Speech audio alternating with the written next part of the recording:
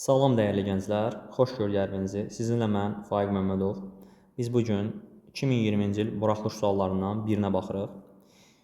Birinci sual belədir. X böyük bərabərdir 1 və kiçikdir 8 bərabərsini ödəyən neçə tam ədəd var? Təbii ki, bu yarım intervaldır. Bunu siz say da tapa bilərsiniz. Yəni 1 daxil olmaqla 8 daxil deyil. 1, 2, 3, 4, 5, 6, 7. 7 ədəd var. Amma ümumilikdə sizə belə bir şey deyim. İntervalda verilmiş ədədlərin sayını taparkən n bərabərdir b çıx a çıx 1. Parçada verilmiş ədədlərin sayını taparkən n bərabərdir b çıx a üstəgəl 1. Yarım intervalda verilmiş ədədlərin sayını taparkən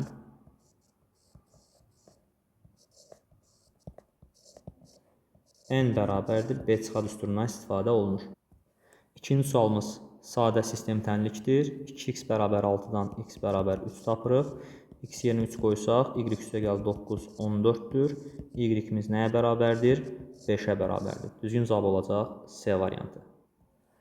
Üçüncü sual belədir. P5-dən 5, yəni permütasiya 5-dən 5 bizə verir 5 faktoriyalı, çıxılsın x bərabərdir. Permütasiya 7-dən 2 bizə verəcək 7 vur 6-nı. 5 faktoriyalı bizə nəyi verir? 120-ni. 120 çıx x bərabərdir 42-yə, x bərabərdir 78-ə. Dördüncü sual belədir. X kvadrat çıx 6x üstəgəl 2 bərabər 0 tənliyinin köklərindən 3 vahid böyük olan ədədlərin hasili 34-dür. Biz bilirik ki, x1 üstəgəl x2 bərabərdir 6-ya, x1 vur x2 bərabərdir 2-yə. Yəni bu tənlikdə Viet teoremi tətbiq elədik. İndi bu tənliyin köklərindən 3 vahid böyük olan ədədlərin hasili. Yəni x1 üstəgəl 3 vurulsun x2 üstəgəl 3 bərabərdir 34-ə. Biz bunu açıb yazsaq olacaq x1 x2 üstəgəl 3x1 üzərinə gəlsin 3x2 üzərinə gəlsin 9 34-ə bərabərdir. x1 x2 2-dür gənclər. 2 üstəgəlsin 3 x1 üstəgəl x2 bərabərdir 20 neçəyə? 5-ə. Buradan 2 üstəgəlsin 3 vurulsun 6. Niyə 6? Çünki x1 üstəgəl x2 6-dır. 25-dir. 2 bərabərdir 7-yə. Niyə 7-yə? Çünki 25 çıx 18 bizə 7-ni verir. Düzgün cavab olacaq A variantı. 5-ci sualımız belədir. 9 üstü loqaritma 27 əsasdan 3 kök 3 üzərinə gəlinsin. Loqaritma 2 üstəgəl kök 3 əsasından 2 çıx kök 3. Yaxşı. Gənclər, bu tip ifadədə biz nə edə bilərik? Nə yaza bilərik? Gəlin baxaq. Baxın, ağlıma bir ideya gəlir. 9-u 3-ün kvadratı yazıram. Loqaritma 27 əsasdan 3 kök 3. İndi baxın, burada bax bu əmsal keçirmi qüvvətə üstə gəlsin. Bu isə baxın, tərs ədədlərdir. Yəni loqaritma 2 üstəgəl kök 3 əsasdan 2 çıx kök 3 bir-birlə tərsdir deyə bunun qiyməti -1-dir. Üstəgəl -1 bərabərdir. Baxın, 3 üstü loqaritma 27 əsasından 27 üstəgəl -1-i alırıq. Bu da bizə verir nəyi? 3 üstəgəl -1 bizə verir 2-ni. Düzgün cavab olacaq D variantı. 6-cı suala baxırıq. Kosinus pi üstəgəl x. Bu çevirmə düsturudur. Kosinus pi üstəgəl x bizə düşür 3-cü rübə. Ad dəyişmir, amma mənfidir. Mənfi kosinus x bərabərdir sinus 90. Sinus 90 nəyə bərabərdir gənclər? 1-ə. Buradan kosinus x bərabərdir -1-ə. X də bərabərdir pi üstəgəlin sin 2 pi k-yə. Yəni düzgün cavab olacaq D variantı. 7-ci sual teoremə aid sualdır. Bunu keçirik. 8-ci suala baxırıq. Şəkildəki yarımçevrənin mərkəzi O nöqtəsi ANB qövsünün uzunluğu 2-dir. ANB-nin uzunluğu 2-dirsə bu yarımçevrədir. Yarımçevrənin uzunluğu 2-dirsə deməli tam çevrənin uzunluğu 4-dir. Və buradan biz deyə bilərik deməli tam çevrənin uzunluğu 4pi olacaq. Biz bilirik ki, çevrənin uzunluğu düsturu 2pi'dir. 2pi 4pi'dirsə r-in 2 olduğunu tapdıq. Yaxşı, r-imiz 2-dir gənclər. Onda bura biz 2 yazırıq. Daha sonra OS 7-dir. Bura 7-dirsə deyir ki, verilmiş fiqurun sahəsini tapın. Yaxşı, bizim bu fiqur, ümumi fiqurun sayəsini tapmaq üçün mən birinci üçbucağın sayəsini tapıb, sonra yarım dairənin sayəsini tapmalıyam. Üçbucağın sayı düsturu oturacaqla hündürlük asinin yarısına bərabərdir. Yəni S üçbucaq bərabərdir 4 vur 7 bölü 2. Yəni 14-ə bərabərdir. S yarım dairə isə pi r kvadratı bölü 2-dir. Pi r kvadratı bölü 2-dir. R-imiz 2-dir. Olacaq nə? Pimiz də 3-dür. 3 vurulsun 4 bölü 2, yəni 6. 14 ilə də 6-nın cəmi bizə nəyi verir? 20-ni verir. Deməli, düzgün cavab olacaq A variantı. 9-cu sual. Kompleks ədədin moduluna aiddir. Kompleks ədədin modulu artıq proqramdan yığışdırıldığına görə bu sualı keçirik. 10-cu suala baxırıq. Həndəsi hissədə B2 14, B5 112 olarsa ilk 5 həddin cəmini tapın deyir. Yaxşı, biz nə edə bilərik buradan? Biz bilirik ki, S5 bərabərdir. Ümumiyyətlə, SN üstünü yazın birincisi üçün. SN bərabərdir. B1 vurulsun, 2 üstü N çıx 1 bölünsün, 2 çıx 1-dir. Onda S5 nəyə bərabər olacaq? B1 2 üstü 5 çıx 1 bölünsün, 2 çıx 1. Yaxşı, biz buradan B1-i də 2-nü də tapa bilərik. İlk öncə gəlin 2-nü tapaq. 2 düsturu necədir? 2 üstü M çıx N bərabərdir. BN bölünsün, BN-dir. Buradan 2 üstü 5 çıx 2 bərabərdir. 112 bölünsün 14. 112-ni 14-ə böləndə, gənclər, 8 dəfə düşür. 2 kubu 8-dirsə, 2 nəyə bərabərdir? 2 2-yə bərabərdir. Yaxşı, 2-miz 2-dirsə, onda B1-miz olacaq 7. B1-miz nədir, gənclər? 7-dir. Onda yazıram ki, 7 vurulsun, 2 üstü 5 çıx 1 bölünsün, 2 çıx 1.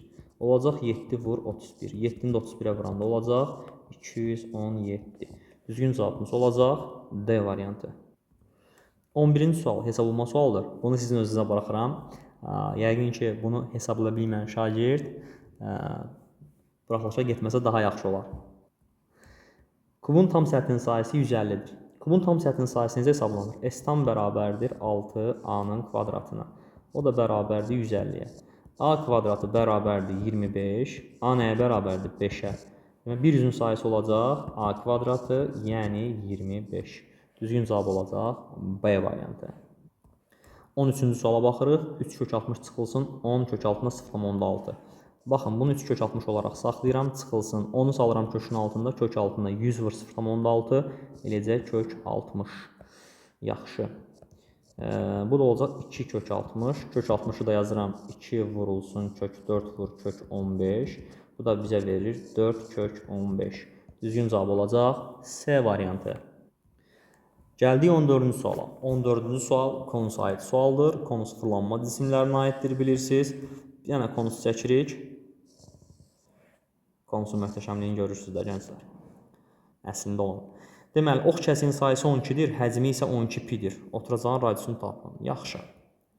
Ox kəsiyin sahəsi. Bura deməli R-dir. Bura H-dır. Bura R-dir. Burada L-dir. Okey.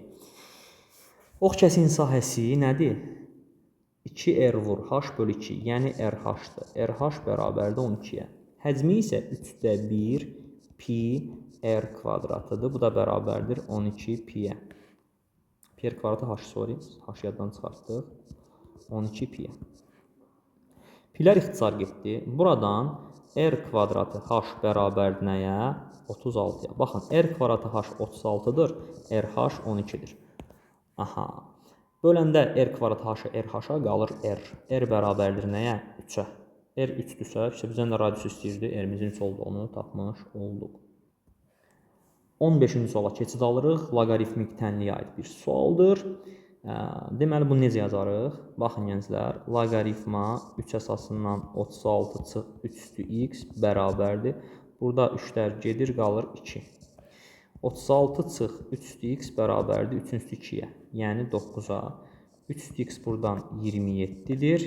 X nəyə bərabərdir, gənclər? 3-ə bərabərdir. 16-cı sual sistem tənlikdir, amma bu sistem tənliyə diqqətli baxmalısınız. Bu sistem tənliyə baxarkən nə görürsünüz, gənclər? Nə görürsünüz, bir baxın. Deməli, buradan görürsünüz ki, bunları alt-alta çıxanda alınır A kubu üstə gəlinsin 3AB kvadratı çıx 3A kvadratı B çıx B kubu. Bu isə bizə verir A çıx B-nin kubunu. A çıx B-nin kubu nəyə bərabərdir, gənclər? A çıx B-nin kubu bərabərdir 8-ə. Onda buradan çıxır ki, A çıx B nəyə bərabərdir? 2-yə. Bəs bunları alt-alta toplayanda nəyi verir? Alt-alta toplayanda da verir A üstə gəl B-nin kubunu. O da bizə verir 64-dür. Onda A üstə gəl B nəyə bərabərdir? 4-ə. Çünki 4-ün kubu 64-dür. Bizdən nə istəyir? A kvadrat çıx B kvadratını. A kvadrat çıx B kvadrat nəyə bərabərdir? A çıx B vurulsun. A üstə gəl B-yə bərabərdir. O isə bizə nəyi verir? 8-i verir. Gördünüz? Gəldik çıxdıq trigonometrik funksiyalara aid, yəni toplama düsturlarına aid bir suala. Çox sadə bir sualdır. Kosinus alfa, sinus alfa, kosinus beta üstə gəlsin. Kosinus alfa, sinus beta bizə verir sinus alfa plus betanı. Sinus alfa plus betanı. Betanın yerinə pi böl 5-in yerinə 2 pi böl 10 yazıram. Bu bizə verir sinus 5 pi böl 10-u. 5 pi böl 10 da verəcək pi böl 2-ni. Sinus pi böl 2 bizdə sinus 90-dır. Sinus 90 nəyə bərabərdir? 1-ə bərabərdir. 18-ci suala baxırsınız. Üçbucaq ABC və A1, B1, C1 oxşar üçbucaqlardır. BD və B1D1 tən bölənlərdir. Əgər AC-nin A1, C1 nisbəti K plus 2-dir və B1D1 K-dırsa, BD 8-dirsə, heç nə var ki burada? Baxın, AC-nin A1, C1-ə nisbəti, AC-nin A1, C1-ə nisbəti, yəni ABC üçbucağın tərəfinin A1, B1, C1 üçbucağın tərəf nisbəti elə onların tən bölənlər nisbətinə bərabərdir. Yəni, BD bölünsün, B1, D1 yaza bilərəm. Yaxşı, onda, gənclər, mən yazıram ki, BD nədir? Buradan elə ara qoyum yazım. AC böl A1, C1 K plus 2-dir. BD-miz 8-dir. B1, D1-imiz K-dır. Bərabərdir K üstə gəl 2-yə. Buradan K vurulsun, K üstə gəl 2 bərabərdir 8-ə. K nəyə bərabərdir? K 2-yə bərabərdir. K 2-dir. Yaxşı, K 2-dirsə bizdən A1, B1-i soruşur. Onda mən yazaram ki, AB-nin, gəlin göynə yazaq bunu, AB-nin A1, B1-ə nisbəti də K üstə gəl 2-dir. Onda AB 12-dir. Yazıram ki, 12-nin A1, B1-ə nisbəti bərabərdir 4-ə. Deməli, A1, B1 nəyə bərabərdir? 3-ə bərabərdir. 19-cu suala keçid alaq. BY 3-dür, AB 4-dür. Bura 3, bura 4-dürsə, bura ümumi hissə olaraq 5-dir. Yaxşı, bunu bildik. Deyir ki, ABCD düzbucaqlısının sahəsini tapın. Maraqlı sualdır. Gəlin, baxaq görək bunu necə taparıq. A few moments later. FD bərabərdir 2YS-yə. Aha, FD 2YS-dir. Yəni, bura X-dir, bura nədir gənclər? 2X-dir. 2000 years later. Ağlıma belə bir ideya gəldi gənclər. Deməli, buradan bir dənə belə bir xətt çəkirəm, Y ilə D-ni birləşdirirəm. Bilirsiniz ki, A7 üçbucağının sahəsi ümumi düzbucağının sahəsinin yarısına bərabərdir. Düzdürmü gənclər? Aha, deməli, S düzbucaqlı buradan nəyə bərabərdir? Düzbucağının sahəsi 4 vurulsun 3 plus X-dir. Bəs S üçbucaq nəyə bərabərdir? 5 vur 2x bölü 2. Yaxşı. Mən üçbucağın sahəsini 2-yə vursam, düzbucağın sahəsini tapmış olaram. Düzdür? Yəni, buradan biz bilirik ki, bu daxildəki üçbucağın sahəsi düzbucağın sahəsinin yarısıdır. Yaxşı, onda yazıram belə. 10x bərabərdir. Niyə 10x yazdım? Bunun sayəsini 2-yə vurdum. Düzbucağın sayəsini tapmaq üçün. Bərabərdir. Düzbucağın sayəsi həm də 4 vurulsun 3 üstə gəl x-dir. Və buradan açsam 10x bərabərdir 12 üstə gəlsin 4x, 6x bərabərdir 12-yə. X-in 2 olduğunu tapdım. X 2-dirsə, aha, heç nə. Deməli, 4-ün 5-ədir tərəflər. S düzbucaqlı olacaq nə? 20. Deməli, düzbucağın sayəsinin 20 olduğunu tapmış oldum. 20-ci suala keçid alırıq gənclər. 2 oyun zərə atılır. Hər iki üzdə düşən xalların mürəkkəb olması hadisəsinin ehtimalı. Mürəkkəb olması üçün hər iki üzün deməli ola bilər 4, 4, 4, 6, 6, 4. Bir də 6, 6.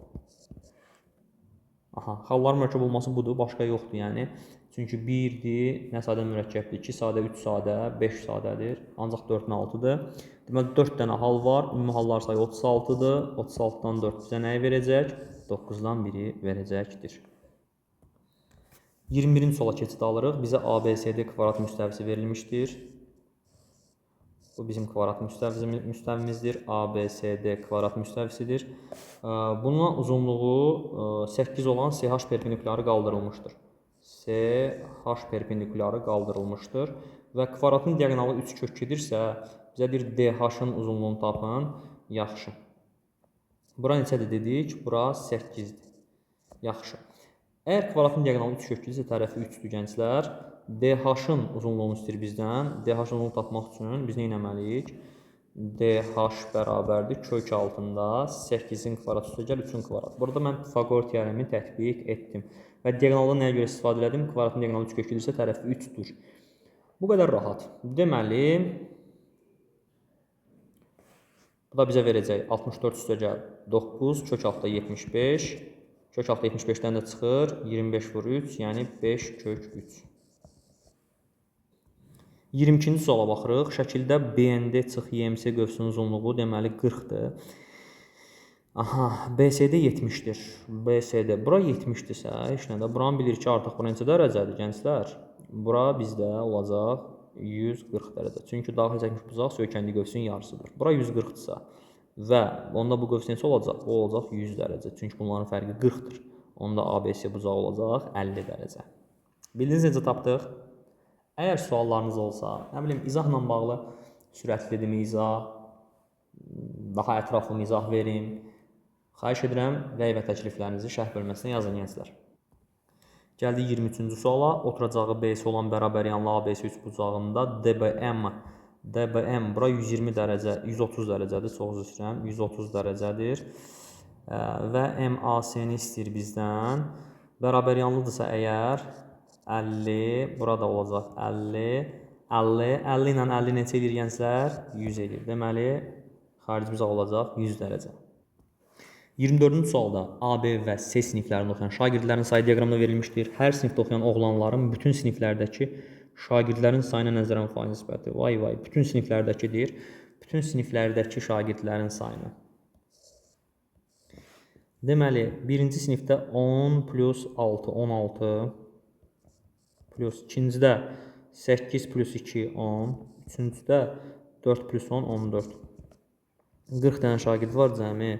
Deməli, birincinin faizi, M-in faizi nədir? 10 böl 40 vur 100. 10 böl 40 vur 100. 25 faizdir. N-i tapırıq. N deməli 8 oğlandır. 8-i bölürəm 40-a, vururam 100-ə, 20 faizdir. K isə bərabərdir. 4 bölünsün 40 vur 100. 10 faiz də budur gənclər. Deməli, M ilə N-i toplayıb, K-nı çıxırıq, bizə verir 35 faiz. İnanırsınız gənclər, bir iş yoldaşım var, Ayşə müəllimə. Bayaqdan imkan vermir ki, videonu sonlandırım. Elə gəlir, gedir. O qapının səsi də onun səsi idi bayaqları. Üzr istəyirəm onun əvəzindən sizdən. İndi isə 25-ci suala baxaq gənclər. İndi kompüterin adaptörünü yerə saldı. Deməli, 25-ci sualda belədir. Fx bərabərdir. Mənfi 4x kvadrat üstəgəl 8x üstəgəl 7. Jx bərabərdir. Mənfi 2x kvadrat çıx 8 üstəgəl 5 funksiyalarının təpə nöqtəsinin koordinatlarını və qrafiklərinin yerləşdiyi rübləri qeyd edin deyir. Təpə nöqtəsinin koordinatları. Yaxşı, təpə nöqtəsinin koordinatlarını tapmaq bizim üçün nədir ki? Biz bilirik ki, kvadratik funksiyanın təpə nöqtəsinin koordinatları M və N düsturları vasitəsilə tapılır. M bərabərdir mənfi B bölü 2A-ya. Buradan tapılır ki, mənfi 8 bölünsün. Mənfi 8 eləyəcək bu. Üzr istəyirəm, A-mız 4-dür. Bu olacaq 1. M-imiz 1-dirsə, N-i də tapmaq aparıb yerinə qoyuram. Əslində düsturdan istifadə edə bilərəm. 4AC çıx B kvadratı böl 4A düsturundan da istifadə edə bilərəm. Lakin mən M-in yerinə 1 qoyuram.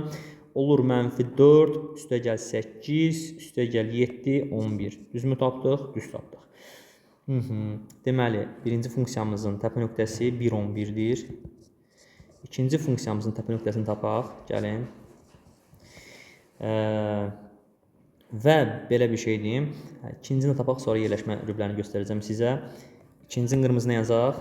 M bərabərdir. Yenə mənfi bölücə. Mənfi B-miz mənfi 8-dir. 2 vurulsun. A-mız mənfi 2-dir. Deməli, müsbət 8 bölünsün mənfi 4, mənfi 2. Bunun deməli, təpə nöqtəsinin apsisi mənfi 2-dir. Aparıb yerinə qoysaq, N-i tapsaq. Elə bu dəfə düstur yazacağım. 4 vurulsun, mənfi 2 vurulsun, 5, çıxılsın 64, bölünsün, 4 vur mənfi 2. Surətdə nə aldıq gənclər? Mənfi 40, mənfi 104 surətdədir, mənfi 8 məxrəcdədir. 104-ü 8-ə bölü neçə edir? Kömək eləyərsiniz Ayşə müəllimə 104-ü 8-ə böləndə. 104-ü 8-ə böləndə neçə edir gənclər? Uzun uğraşlardan sonra a few moments later Ayşə müəllimə ilə birlikdə biz tapa bildik ki 13 eləyir 104-ü 8-ə böləndə. Deməli bunun ordinatı 13-dür. Və biz bu funksiyalara diqqət yetirsək görək ki, hər ikisi də yəni də ağzı aşağı baxır, yəni A-ları mənfidir. Birincinin təpə nöqtəsi 1-11 nöqtəsində olduğundan baxın gənclər, 1-11 nöqtəsində olduğundan bu hansı rübləri əhatə edəcək? Bu birinci, ikinci, üçüncü, hər 4 rübə əhatə edəcək birinci funksiya. İkinci funksiya isə -2, 13 nöqtələrindədir. -2, 13 bu da həmçinin birinci, ikinci və üçüncü, dördüncü rübləri əhatə edəcəkdir. Amma təpə nöqtəsinin yerləşdiyi rübləri istəyir bizdən. Təpə nöqtəsinin yerləşdiyi rüblər deməli birincidə birinci rübdədir. Qrafikin təpə nöqtəsinin yerləşdiyi rübü istəyir, amma ümumi funksiya təbii ki bu birinci rübdədir. İkinci isə -2, 13-dür, ikinci rübdədir. Diqqətinizə görə çox sağ olun. Rəy və təklifləriniz olarsa şərh bölməsinə yazmağı unutmayın. Sizinlə mən Faiq Məmmədov və iş yoldaşım Ayşə. Familiyanız nə idi Ayşə müəllimə? Ayşə müəllimə idi. Sağ olun.